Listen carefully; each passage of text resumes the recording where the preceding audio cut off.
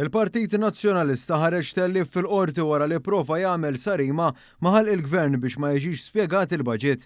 Kien dan il-messaġġ li ħareġ f'konferenza tal-Partit Laburista b'reazzjoni għad-deċiżjoni tal-qorti fejn il-Partit Nazzjonalista tilef il-mandat ta' inibizzjoni li fetaħ dwar spots politiċi mxandrin mill-PPS.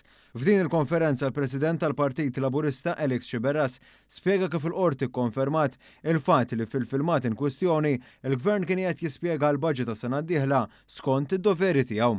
Dan fil-waqt li l-istess qorti nnutat kif hu dritt tal-pubbliku li jkun marraf dwar il-baġit. Qorti kellha tislet dan u tattira din l-attenzjoni għax juri biċ-ċar li nuqqas tal-maturità tal-Partit Nazzjonalista li ħass in-neċessità li jmur quddiem qorti bilan li jipprova jagħmel din is-sarima maħal il-Gvern meta huwa ovvju li f'pajjiż matur, pajjiż demokratiku li kollok dibattitu diskussjoni politika ta' viżjoni fejn tittieħu dan il-pajjiż huwa naturali u xi ħaġa mistennija fil-ħajja demokratika ta' pajjiż.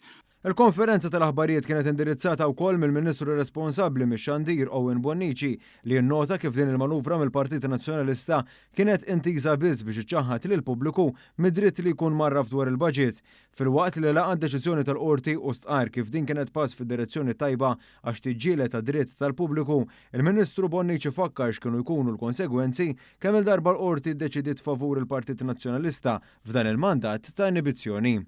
Il-Partit Nazzjonalista ried illi iċaħħat il-poplu mid-dritt li jirċievi informazzjoni. Għar minn hekk il-Partit Nazzjonalista